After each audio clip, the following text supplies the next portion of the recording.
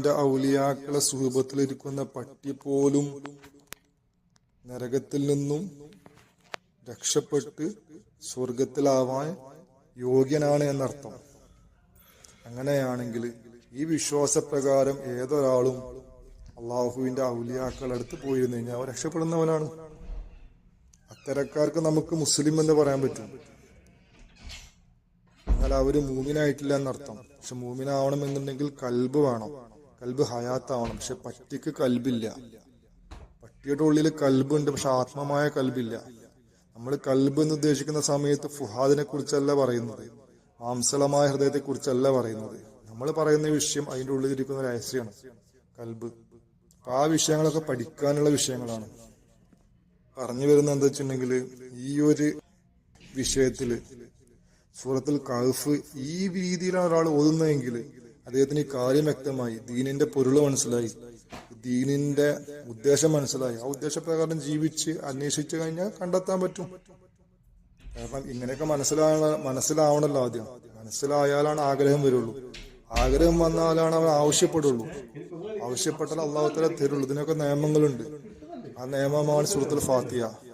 ഇങ്ങനെ മനസ്സിലാക്കിയ ആളുകൾ എന്ത് ചെയ്യണം? ഹിദായത്തിന് ആവശ്യപ്പെട്ടുകൊണ്ടിരിക്കണം.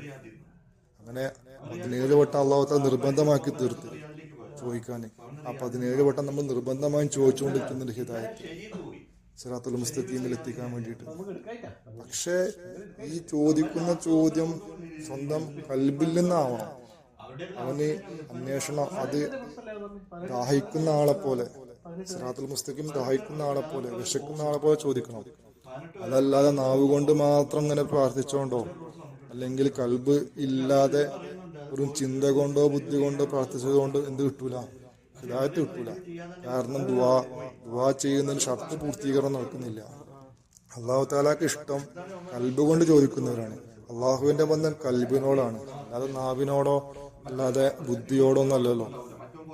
ഈ വിഷയം മനസ്സിലാക്കാതെ നമ്മൾ ഈ ബാഹ്യമായ വശം മാത്രം പിടിച്ചു പോകുന്ന സമയത്ത് അള്ളാഹുവിനോട് ബന്ധം വരുന്നില്ല. ഈ സൂറത്ത് ഓതുന്ന ഒരാളും അവനവന്റെ ദിവസങ്ങള് വേദനകൾ തള്ളി നീക്കുന്നില്ല.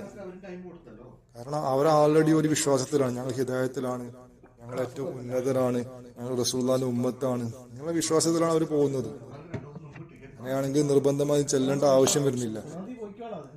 ഇങ്ങനെ ഒരുപാട് കാര്യങ്ങൾ ബന്ധപ്പെട്ട് കിടക്കുന്ന വിഷയമാണ്. സിറാത്തുൽ മുസ്തഖീം എന്താണ് എന്നുള്ളത്, ശരിക്കും തരീഖത്താണ് എന്നുള്ളത് നമ്മളെ കെ ഉസ്താദ് ഒരു പ്രസംഗത്തിൽ പറഞ്ഞിട്ടുണ്ട്. അതിന്റെ മറ്റൊരു പേരാണ് എന്ത്? തരീഖത്ത് എന്നുള്ളത്. ഈ സിറാത്തുൽ മുസ്തഖീമിൽ എത്തുക എന്ന് പറഞ്ഞു കഴിഞ്ഞാൽ കാമിലായ ഷെയ്ഖിൽ തന്നെ എത്തണം. കാമിലായവനെ പോലെയുള്ള ഷെയ്ഖിൽ എത്തിയിട്ട് കാര്യമില്ല. നമ്മൾ കാമിലെ മനസ്സിലാക്കിക്കൊണ്ട് കാര്യമില്ല. കാമില് ആവണത് അതെങ്ങനെ മനസ്സിലാക്കണം എന്നുള്ളതാണ് ഖുർആനിൽ നമ്മൾ പഠിച്ചത്. പക്ഷെ അതിന്റെ ഹഖീഖത്ത് പറഞ്ഞ് മനസ്സിലാക്കണം എന്നുണ്ടെങ്കിൽ ഇൻഷാ അല്ലാഹ് നമ്മൾ ഭാവിയിൽ ക്ലാസ്സിൽ വരുന്ന വിഷയങ്ങൾ നമുക്ക് പറയാം. ഒരുമിച്ച് ചർച്ച ചെയ്ത് പോയാൽ എവിടെ എത്തൂല. നമുക്ക് നമ്മളെ ഷെയ്ഖ് നിർദ്ദേശിക്കപ്പെട്ട രീതിയിൽ നമുക്ക് പോകാൻ പറ്റുള്ളൂ. ആ രീതിയിൽ കൂടെ നമ്മൾ ക്ലാസ്സിൽ നമ്മൾ പോകുന്ന സമയത്ത് നമുക്ക് ഇതേക്കുറിച്ച് മനസ്സിലാക്കാൻ പറ്റും. ഞാൻ പറഞ്ഞു വന്നത്, ഇപ്രകാരം സൂറത്തുൽ കഹ്ഫ് ഓതുന്ന ആൾക്ക് എന്ത് ചെയ്യാൻ പറ്റും? ഹിദായത്ത് എന്താന്ന് വ്യക്തമായി തിരിയാൻ പറ്റും. അതേപോലെ തന്നെ ഹിദായത്ത് എന്തെല്ലാം തിരിയാൻ പറ്റും. അദ്ദേഹത്തിന് അത് മതി. അതിന്റെ കയ്യിൽ കസോട്ടി ഉണ്ട്, അടയാളമുണ്ട്. ആ അടയാളം വെച്ചുകൊണ്ട് അവർക്ക് ബാത്തിലും ഹക്കും തിരിച്ചറിയാൻ പറ്റും. അതിന്റെ പേരിൽ ആക്ഷേപിച്ച് അവനെ എത്ര തള്ളി പറഞ്ഞു കഴിഞ്ഞാൽ അവനത് പ്രശ്നമുള്ള കാര്യമല്ല. അവന്റെ കയ്യിൽ അടയാളമുണ്ട്. ആ അടയാളം വെച്ചുകൊണ്ട് നാളെ എന്ത് ചെയ്യാൻ പറ്റും? അവനക്ക് ദജ്ജാല് വന്നാൽ തിരിച്ചറിയാൻ പറ്റും. ദജ്ജാലിന്റെ ഷറിൽ പെട്ടുപോകൂല.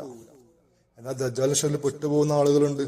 റസൂലുള്ളാഹിന്റെ ഹദീസിൽ പറയുന്നുണ്ട്, 70,000 പണ്ഡിതന്മാരെ വിട്ടുപോകുന്നത്. പച്ച തലപ്പാവ് ധരിച്ച 70,000 പണ്ഡിതന്മാര്. ഈ ഹദീസ് മുസ്നദിലുണ്ട്. ഇമാം അഹ്മദ് ബിൻ ഹംബൽ റളിയല്ലാഹുവിന്റെ മുസ്നദിൽ ഈ ഹദീസുണ്ട്. ദജ്ജാലിന്റെ പിൻഗാമികളായിക്കൊണ്ട് പിന്തുടരുന്ന 70,000 പണ്ഡിതന്മാരുണ്ടായിരിക്കും. അവരെല്ലാവരും പച്ച തലപ്പാവ് ധരിച്ചിട്ടുണ്ടായിരിക്കും എന്ന് പറയുന്നുണ്ട്. അപ്പൊ മുസ്ലിങ്ങളായ പണ്ഡിതന്മാരെങ്ങനെ ദജ്ജാലിനെ പിന്തുടരുക? അവർക്ക് എന്താ ബുദ്ധിയില്ലേ? അവരെ കയ്യിൽ ഖുർആനില്ലേ, ഹദീസുകളില്ലേ? ഇതിലൊക്കെ എത്രയോ വട്ടം റസൂലുള്ളാഹി റിപ്പീറ്റായി പറഞ്ഞിട്ടുണ്ട് ഈ വിഷയങ്ങള്, ദജ്ജാലിന്റെ അടയാളങ്ങള്. അപ്പൊ പിന്നെ എന്തുകൊണ്ട് അവർക്ക് മനസ്സിലാവുന്നില്ല? ആ മനസ്സിലാക്കണമെന്നുണ്ടെങ്കിൽ റസൂലുള്ളാഹി പറഞ്ഞ ഹഖീഖത്തിലേക്ക് എത്തണം. ദിക്റെ ഖൽബ് എന്നുള്ള കവാടത്തിൽ എത്തിച്ചേരണം. അവിടെ നിന്ന് അത് മനസ്സിലാക്കാൻ പറ്റുള്ളൂ. അല്ല എന്നുണ്ടെങ്കിൽ അത് ഇല്ലാത്ത മറ്റടയാളങ്ങൾ നിങ്ങൾ ഉപയോഗിക്കുന്നുണ്ടെങ്കിൽ, ഖുർആനാണ് ഹദീസാണ് ഉപയോഗിക്കുന്നതെങ്കിലും നിങ്ങൾ പരാജയപ്പെട്ടു പോകും. അതിന് തെളിവാണ് ഈ ഹദീസ്. 70 പണ്ഡിതന്മാര് അതിനെ പിന്തുടരുമെന്ന് പറയാൻ കാരണം. ഇൻഷാ അല്ലാഹ് അപ്പൊ ആ ഒരു ഫിത്നയിൽ നിന്ന് അകപ്പെടുന്നത് രക്ഷപ്പെടുത്താൻ പറ്റും ഈ ഖുർആൻ സൂറത്തുൽ കഹ്ഫ് ഓതിയാൽ എന്ന് പറയുമ്പോൾ നമ്മൾ ഇങ്ങനെ മനസ്സിലാക്കണം. അതല്ല വെറുതെ കഹ്ഫ് ഇങ്ങനെ ഇരുന്ന് ഓതിയിട്ട് എങ്ങനെ രക്ഷപ്പെടാനാണ്? ബാഹ്യമായി ചിന്തിച്ചാൽ തന്നെ ഒരു ലോജിക്കില്ലല്ലോ. ഞാനൊരു ഉദാഹരണം പറഞ്ഞാണ്. ഈ രീതിയിൽ നിങ്ങൾക്ക് ആരെങ്കിലും പറഞ്ഞു തന്നിട്ടുണ്ടോ? ഏതെങ്കിലും മൗലിയാക്കന്മാര് പറഞ്ഞു തന്നിട്ടുണ്ടോ എങ്ങനെയാണ് സൂറത്തുൽ കഹ്ഫ് ഓതി കഴിഞ്ഞാല് ദജ്ജാലിൽ നിന്നും രക്ഷപ്പെടാന്നുള്ളത്? ഇത്രയും ക്വാളിഫൈഡ് ആയിട്ടുള്ള ആളുകൾ നിങ്ങൾക്ക് പറഞ്ഞുതരാൻ അവർക്ക് കൊണ്ട് സാധിക്കുന്നില്ല എന്നുണ്ടെങ്കിൽ അള്ളാഹുവിന്റെ ഉദ്ദേശം ഖുർആനിൽ എന്താണോ അത് അവർക്ക് നിങ്ങൾക്ക് പറഞ്ഞു തരാൻ പറ്റുന്നില്ല എന്നർത്ഥം. കാരണം അവർക്ക് അള്ളാഹുവിന്റെ ബന്ധമില്ല. അതിന്റെ പേരിൽ തന്നെയാണ് നമ്മളെ ഷെയ്ഖിന്റെ തലീമാത്തിൽ നിന്ന് ഒരുപാട് ഇങ്ങനെയുള്ള കാര്യങ്ങൾ നമുക്ക് ഗ്രഹിക്കാൻ പറ്റിയിട്ടുണ്ട്. അപ്പൊ നമ്മളെ എക്സ്പീരിയൻസ് ആണ് ഷെയ്ഖ് ഹക്കാണ്, ഷെയ്ഖ് ഏറ്റവും ഉന്നതനാണെന്നുള്ളത്. ആ ഒരു വിഷയത്തിനെ കുറിച്ച് പറഞ്ഞ് പഠിപ്പിക്കണമെന്നുണ്ടെങ്കിലും നിങ്ങൾക്ക് ഇതിന്റെ ബേസ് ഒന്ന് മനസ്സിലാക്കി തരണം. അതിന്റെ പേരിലാണ് ഈ ക്ലാസ് തുടങ്ങി വെച്ചത്. ഇൻഷാ അല്ലാഹ് നമ്മളെ പഴയ തൈലീമിന്റെ വിഷയത്തിലേക്ക് തന്നെ പോവാം. ഇൻഷാ അല്ലാഹ്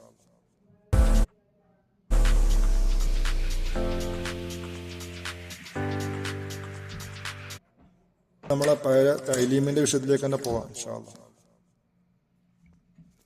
അല്ലാഹു തആല ആദം നബി അലൈഹി ഇസ്ലാമിനെ പഠിച്ചത് സ്വർഗത്തിൽ വെച്ചിട്ടാണ്. സ്വർഗത്തിലെ മണ്ണ് കൊണ്ടാണ് അള്ളാഹു ആദം നബിനെ പഠിച്ചത്. ഭൂമിയിലെ മണ്ണിനെ കൊണ്ടല്ല, സ്വർഗത്തിൽ നിന്ന് തന്നെയുള്ള മണ്ണിനെ കൊണ്ടാണ് അള്ളാഹു തആല ആദം അലൈഹി ഇസ്ലാമിനെ പഠിച്ചത്. ഇൻഷാ അല്ലാഹ് അതിലുള്ള തർക്കങ്ങളൊക്കെ നമുക്ക് പിന്നെ സംസാരിക്കാം. അങ്ങനെ ആദം നബി അലൈഹി ഇസ്ലാം സ്വർഗത്തിൽ പടക്കപ്പെടുന്ന സമയത്ത് അള്ളാഹു തആല ആദം നബി അലൈഹി ഇസ്ലാമിന്റെ ശരീരം പടക്കുന്ന സമയത്ത് ഇബ്ലീസ് എന്നുള്ള ജിന്ന്, ആ ജിന്നത്തിൽപ്പെട്ട പിശാച്, അദ്ദേഹം അന്ന് ഒരു ഷെയ്ഖായിരുന്നു. മലക്കുകൾക്ക് ക്ലാസ് എടുത്ത് കൊടുക്കുന്ന ഷെയ്ഖായിരുന്നു. കാരണം അദ്ദേഹത്തിന് ബാഹ്യമായ ഭാഗത്ത് നല്ല വശമുണ്ട്.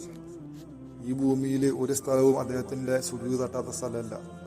അങ്ങനെ അത്രയും ആത്തിക്യമേറെ ഈ ഭാഗത്ത് ചെയ്ത കാരണം, വലിയൊരു ആബിദായ കാരണം, അതിനായുള്ള പ്രതിഫലമായിക്കൊണ്ട് അള്ളാഹു എന്ത് ചെയ്തു? അദ്ദേഹത്തിനെ മലക്കുകളെ നേതാവാക്കി നിശ്ചയിച്ച്, മലക്കുകളെ ഷെയ്ഖാക്കി വെച്ച്, മലക്കുകൾ ക്ലാസ് എടുത്ത് കൊടുക്കുന്ന ഒരു ആളായിട്ട് അദ്ദേഹം നിയമിച്ചു.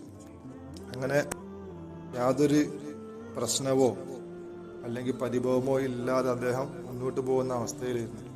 പക്ഷേ പെട്ടെന്ന് അള്ളാഹു ആദമിനെ പടക്കാൻ ഉദ്ദേശിച്ച്, ആദം സുഫിയുള്ളയെ പടക്കാൻ ഉദ്ദേശിച്ച സമയത്ത് അത് മലക്കുകളുമായിട്ട് ചർച്ച ചെയ്ത് അഭിപ്രായം അവരോട് പറഞ്ഞപ്പോൾ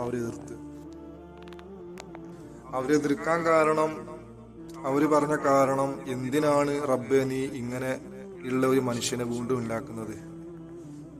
അവര് ഭൂമിയിൽ ഫസാദ് ഉണ്ടാക്കും, ഫിത്ന ഉണ്ടാക്കും, രക്തച്ചൊരിച്ചിലുണ്ടാക്കും.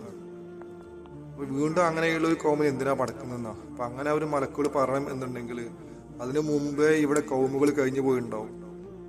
അതെ, ആദം നബി അലൈഹി സ്വലാമിന് മുമ്പ് 13,999 ആദമുകൾ കഴിഞ്ഞു പോയിട്ടുണ്ട്. ഇത്രയും ആദമുകൾ കഴിഞ്ഞു പോയിട്ടുണ്ടെങ്കിൽ അവരൊക്കെ ശരിക്കും പ്രവാചകന്മാർ തന്നെയായിരുന്നു. ആ ഓരോ പ്രവാചകന്മാർക്കും ഉമ്മത്തും ഉണ്ടായിട്ടുണ്ട്. അവരവരുടെ ആയുസ്സൊക്കെ നമുക്കറിയാം ഒരുപാട് കൂടുതലാണ്. 1000-2000 കൊല്ലങ്ങളൊക്കെ അവർക്ക് ആയുസ്സുണ്ടായിരുന്നു. അപ്പൊ ഓരോ ആദമിനും അവരെ കൗമിനും അത്രയും കാലങ്ങൾ ആയുസ്സുണ്ടായിരുന്നു. അപ്പൊ കോടാനുകോടി കൊല്ലങ്ങൾ കഴിഞ്ഞു പോയിട്ടുണ്ട് ആദ്യം മനുഷ്യനെ പടച്ച ശേഷം. അതിൽ അവസാനത്തെ ആദമായി കൊണ്ടാണ് ആദം സുഫിയുള്ള വരുന്നത്. ആദം സുഫിയുള്ള വന്നപ്പോഴാണ് ശരിക്കും ആത്മീയത നിലവിൽ വരുന്നത്. കാരണം അതിനു മുമ്പുള്ള 13,999 ആദമുകളും ഈ ഭൂമിയിൽ ജീവിച്ചത് ബാഹ്യമായ ഇൽമ പ്രകാരം മാത്രമാണ്. ബാഹ്യമായ ഇൽമ എന്ന് പറഞ്ഞു കഴിഞ്ഞാൽ നമ്മൾ ഇന്ന് ചെയ്യുന്ന ഈ ബാത്തുകൾ, നമ്മൾ ഇന്ന് ചെയ്യുന്ന ബാഹ്യമായ ജിസ്മിൻ്റെതായ കാര്യങ്ങൾ, ജിസ്മിനോട് ബന്ധപ്പെട്ട കാര്യങ്ങൾ, ശാരീരികമായ ആരാധനകൾ, ആ ഇബാദത്താണ് അവർക്ക് പഠിപ്പിക്കപ്പെട്ടത്. അവർക്ക് വഹി ഇറങ്ങുമായിരുന്നു. പക്ഷെ ആ വഹി ഇറങ്ങുക എന്ന് പറഞ്ഞു കഴിഞ്ഞാൽ മലക്കുകൾ മുഖേന അവർക്ക് സന്ദേശം നൽകപ്പെടുകയാണ്. അല്ലാതെ അവർക്ക് യാതൊരു ബന്ധവുമില്ല. ആ പ്രവാചകന്മാർക്കൊന്നും അള്ളാഹുവിനോട് യാതൊരു ബന്ധവുമില്ല. എന്നാൽ പുതിയൊരു വിഷയം കൊണ്ടുവരണം. ആദം നബി അലൈഹി സ്വലാമില്, ആദം സൊഫിയുള്ളതിൽ പുതിയൊരു വിഷയം കൊണ്ടുവരണം. അള്ളാഹു തആല ഈ 13,999 ആദമിലും ഇല്ലാത്തൊരു വിഷയം കൊണ്ടുവരണം എന്ന് പറഞ്ഞു കഴിഞ്ഞാൽ, ആദം നബി അലൈഹി സ്വലാമിന്റെ ഉള്ളിലുള്ള റൂഹിനെ കുറിച്ചുള്ള തൈലീം, ആ തൈലീം പഠിപ്പിക്കപ്പെടുകയാണ് ആദ്യമായിട്ട് ഭൂമിയിൽ. അതിനു മുമ്പൊന്നും ആ തൈലീം ഇല്ല. ആദം സൊഫിയുള്ളാഹ് പഠിപ്പിക്കപ്പെടുന്നുണ്ട്. അത് പഠിപ്പിക്കാനുള്ള ആവശ്യം എന്താന്ന് വെച്ച് കഴിഞ്ഞാൽ, ഈ 13,999 ആദമുകളും അവരെ കൗമുകളും ഇവിടെ വന്നിട്ട് അവർ നല്ല രീതിയിൽ ജീവിച്ചു പോയിട്ടില്ല. എപ്പോഴും ഫിത്നയും ഫസാദും, പരസ്പരം അസൂയ വെക്കുക, പരസ്പരം ശണ്ട കൂടുക, പക വെക്കുക, അതേപോലെയുള്ള ഒരുപാട് ഫിത്നകൾ അതിന്ന് ഒരിക്കലും ഒരു മോചനമില്ലാത്ത പോലെ തുടർന്നു പോവുകയാണ്. അതിന്റെ കാരണം അവർക്ക് റൂഹാനിയായ ഇൽമ നൽകപ്പെട്ടിട്ടില്ല എന്നതാണ്. ജിസ്മാനിയായ ഇൽമ മാത്രമാണ് ഒരാളിലെങ്കിൽ അവരൊരിക്കലും നന്നാവൂല, അവര് വീണ്ടും തെറ്റിലേക്ക് പോകും.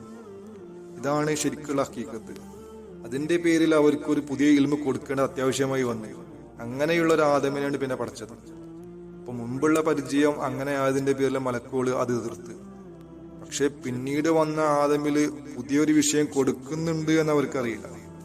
അതിനെ സൂചിപ്പിച്ചുകൊണ്ടാണ് ആദം നബി അലൈഹി സ്വലാമിന്റെ വിഷയത്തിൽ അള്ളാഹു പറഞ്ഞത്, നിങ്ങൾക്ക് അറിയാത്ത വിഷയം എനിക്ക് അറിയാന്ന് പറഞ്ഞത്. എന്നിട്ട് അതിന് തെളിവായിക്കൊണ്ട് ആദം നബി അലൈഹി സ്വലാമിന് അള്ളാഹു ഒരു പുതിയ ഇൽമ് കൊടുത്തുകൊണ്ട് ആദം നബിയോട് പറയുന്നുണ്ട്.